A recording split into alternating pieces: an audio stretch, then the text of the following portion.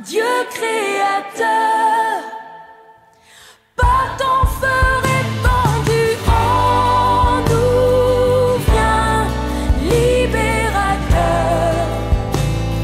Sans toi nous sommes perdus, Esprit Saint. Bonjour, nous commençons cette deuxième série cette année sur plénitude du Saint-Esprit.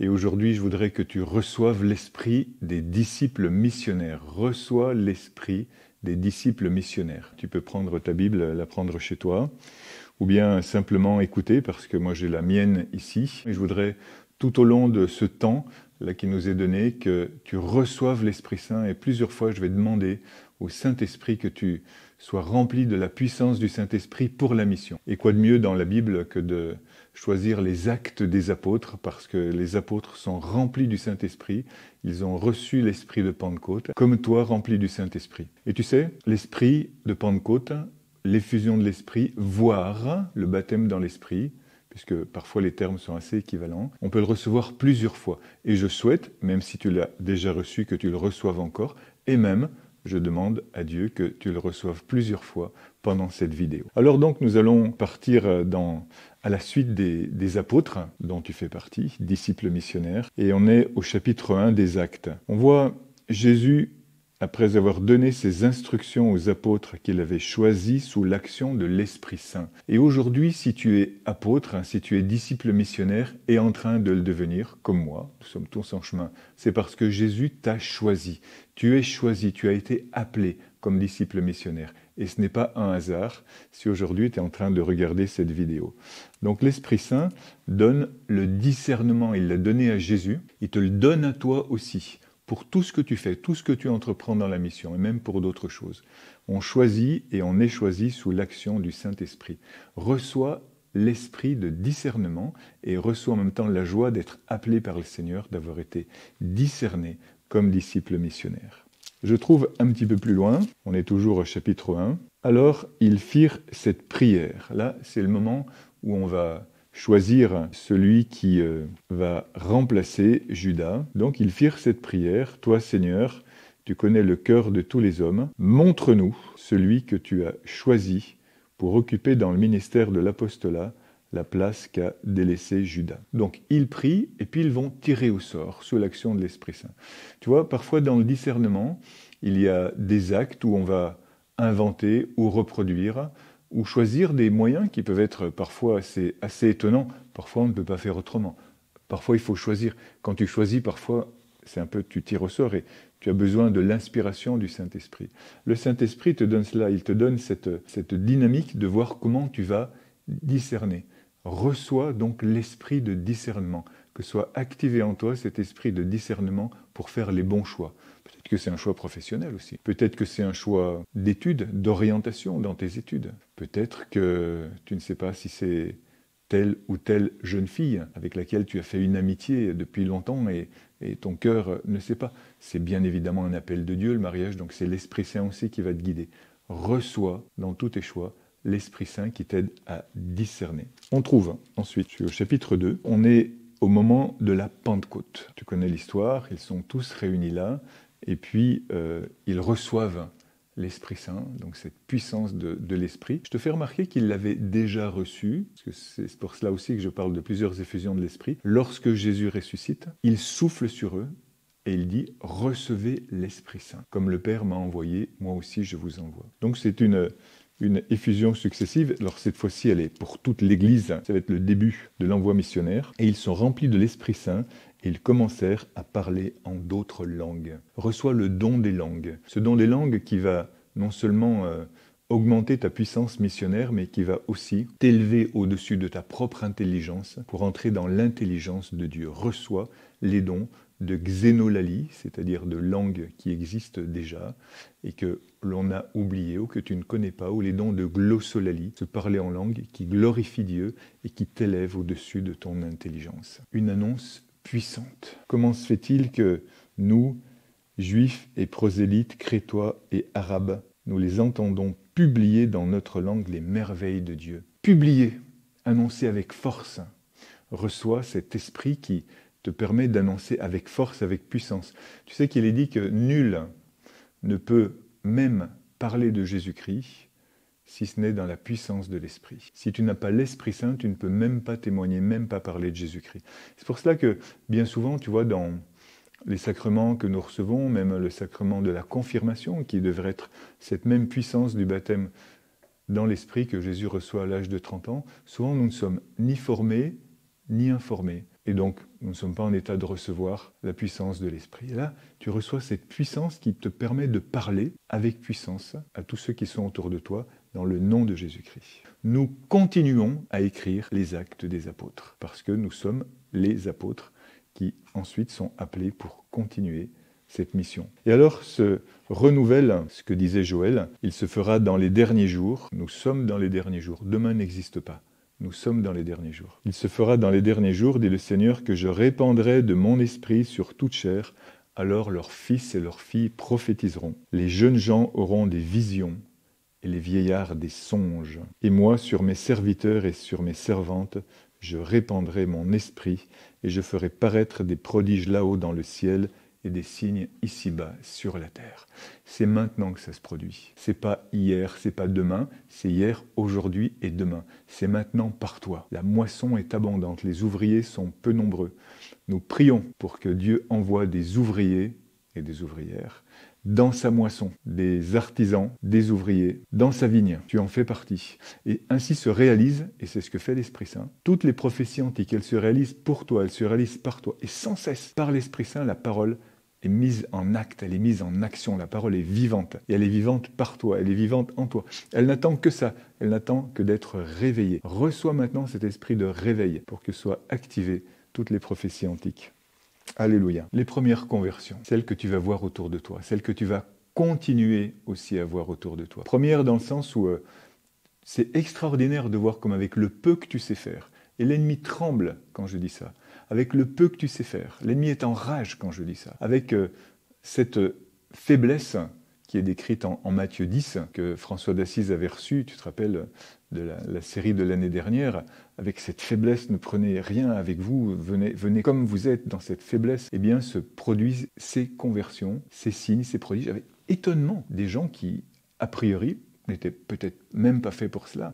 Donc il y a une annonce puissante, et ensuite, d'entendre cela, ils eurent le cœur transpercé, ils dirent « Que devons-nous faire ? Repentez-vous et que chacun de vous se fasse baptiser au nom de Jésus le Christ, pour la rémission de ses péchés, et vous recevrez alors le don du Saint-Esprit. » Tu vois, plusieurs fois on va parler des deux baptêmes, c'est-à-dire le baptême de l'eau et le baptême de feu. Le baptême de l'eau, c'est le baptême que nous recevons dans le nom de Jésus, qui donne les deux grâces que nous connaissons, l'incorporation à l'Église et la rémission du péché originel, l'effacement du péché originel. Puis il y a le baptême dans l'esprit, qu'on peut appeler aussi la confirmation si tu veux. C'est assimilable, après il y aura des nuances, mais grosso modo c'est cela, comme pour Jésus. Et là, tu reçois le don ou les dons du Saint-Esprit, c'est-à-dire la puissance pour l'évangélisation. Tu vois qu'il faudrait tout un topo rien que pour le baptême dans l'esprit, mais voilà, petit à petit, cette compréhension, c'est comme une forteresse, tu vois, on la prend par tous les côtés, par en dessous, par les côtés, on creuse des souterrains et on rentre dans la vie, dans la compréhension intérieure de ce qu'est le baptême du Saint-Esprit. Reçois, accueille, sois en état d'accueil, avec ton intelligence maintenant, avec ton cœur, avec tes entrailles, avec ton corps qui se réjouit aussi, et ton esprit qui peut-être s'ennuie un petit peu avant que tu prennes conscience que tu es appelé à la mission et que le temps c'est maintenant et que c'est pas pour les autres. Pierre et Jean, au chapitre 4, sont devant le Sanhédrin. Ils sont mis en accusation. Là, faut t'attendre à ça.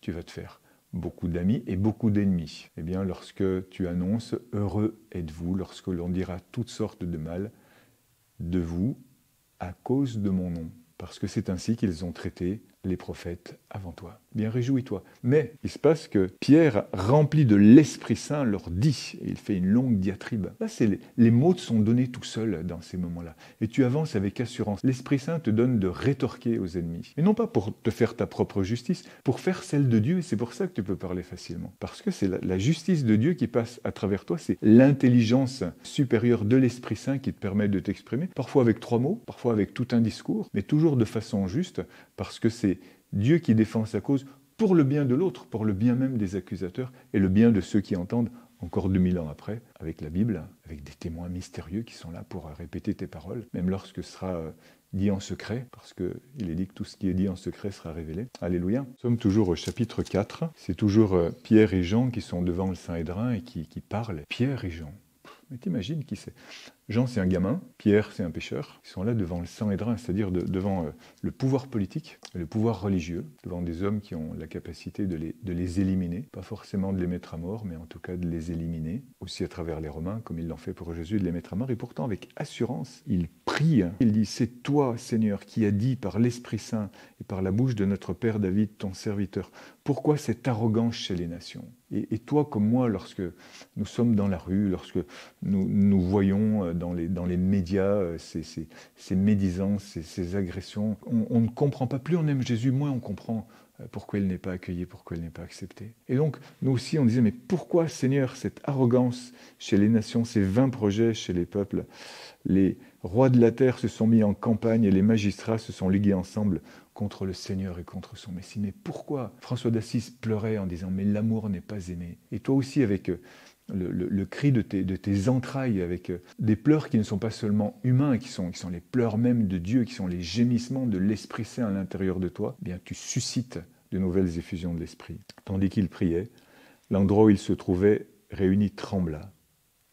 Tous furent remplis du Saint-Esprit et ils se mirent à annoncer la parole de Dieu avec assurance. Tu vois, le Saint-Esprit, à un certain moment, prend le relais de ta lamentation, de ta propre lamentation, de ton propre désespoir, de ton cri de prophète, d'annonciateur. Pourquoi?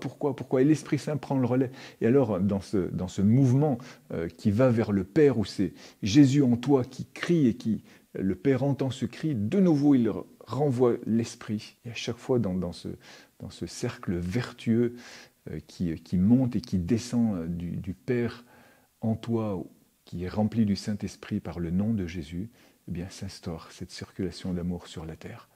Et de nouveau, il y a des effusions de l'Esprit, pour toi, pour les autres. Alléluia, alléluia. Chapitre 5, on est à la fraude d'Ananie et de Saphir. On ne peut pas mentir à l'Esprit Saint. Et toi, tu as à l'intérieur de toi cette conviction dans la vérité, que tu veux aller de plus en plus dans la vérité. Donc, l'Esprit te dit à l'intérieur de toi ce qui va et ce qui ne va pas. Et puis en même temps, tu reçois de la part de l'Esprit Saint cette capacité de dénonciation lorsque les choses sont fausses. Et tu vois, Ananie et Saphir, son épouse, lorsque il décide de faire une entourloupe aux apôtres en faisant une demi-offrande et puis en cachant le reste. On est entier quand on se donne, hein. On ne peut pas se donner à moitié. Ils sont dénoncés par le Saint-Esprit et ils meurent. Parce qu'on ne peut pas être à la fois d'un côté et de l'autre. En fait, quand on est ignorant, on est plutôt de l'autre. Et puis, aussi bien le diable que Dieu font ce qu'ils peuvent.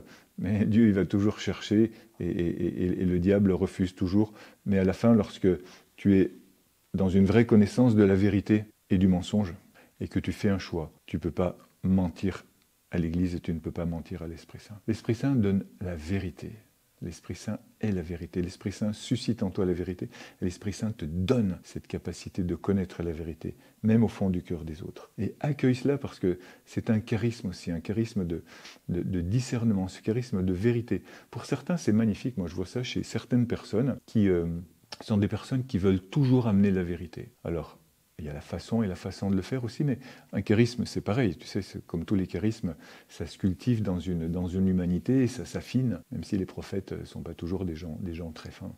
Souvent, ils sont un petit peu cash. Mais il y a une façon aussi prophétique d'apporter la vérité, qui n'est pas une prophétie en soi, mais qui est un don aussi en tant que tel, où tu peux l'entourer aussi de sagesse humaine, de savoir-faire humain, de tact, de fraternité, etc. L'Esprit Saint délivre les captifs. Toujours au chapitre 5. Et je m'adresse à toi qui es une mamie, toi qui es un ado de 14 ans, à toi qui es un homme d'affaires qui est dans ta bagnole en train d'écouter ce podcast, à toi peut-être qui est un enfant qui vient d'entendre ça, toi qui es une mère de famille, à toi qui es un jeune sur ton vélo en train de t'entraîner. Et qui que tu sois, rempli du Saint-Esprit par le nom de Jésus-Christ, tu es délivré de toute captivité par les dons du Saint-Esprit. Lorsque, de nouveau, ils comparaissent devant le Sanhédrin, parce que tu vas sans cesse comparaître devant le Sanhédrin, même le Sanhédrin de ta tête, même le Sanhédrin de tes accusations intérieures, même le Sanhédrin de tes mauvaises pensées, même le Sanhédrin des mensonges de l'ennemi qui t'a catéchisé pendant longtemps et auxquels tu as cru, même le Sanhédrin des choses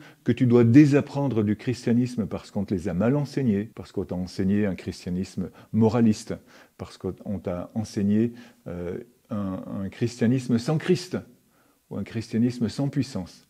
Bien ça, c'est un Sanhédrin intérieur. Et il y a aussi tous les Sanhédrins extérieurs, des gens qui te bombardent d'accusations et de fausses informations, ou bien qui t'ont repéré parce que, à travers les mauvais esprits qui les agitent, ils ont compris que tu agissais comme enfant de la lumière. Eh bien, l'Esprit Saint te délivre. Et il le fait maintenant. Tu reçois cette puissance de libération du Saint-Esprit qui est une assurance, mais pas seulement ça, qui est aussi une intervention extérieure de Dieu, et il se passe des choses absolument extraordinaires dans un concours de circonstances providentielles voulues par Dieu, qui font que, poum, tu sors de ta prison.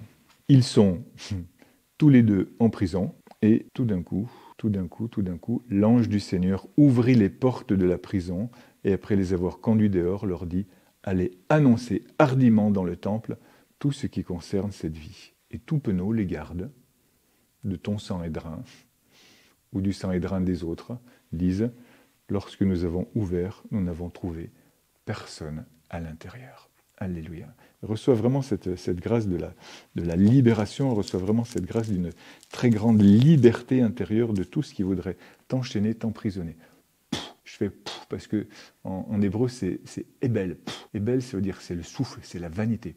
Ça n'a pas de valeur, ça n'a pas de puissance. Tout ce qui voudrait t'emprisonner n'a pas de puissance. Même si ça peut être extérieurement très lourd. Tu sais qu'il y a à l'intérieur de toi cette force et cette grâce de liberté qui t'anime parce que tu es envoyé, parce que tu es appelé. Et donc que Dieu te donne la puissance pour la mission. Jésus, passant au milieu d'eux, allait son chemin parce que ton heure n'est pas venue. Je suis venu porter un feu sur la terre et comme je voudrais que ce feu soit déjà allumé. Pourtant, c'est la passion de Jésus. Tu es prêt pour chaque étape. Je répète, tu es prêt pour chaque étape. Chaque étape t'est préparée par le Saint-Esprit. Dieu connaît les temps.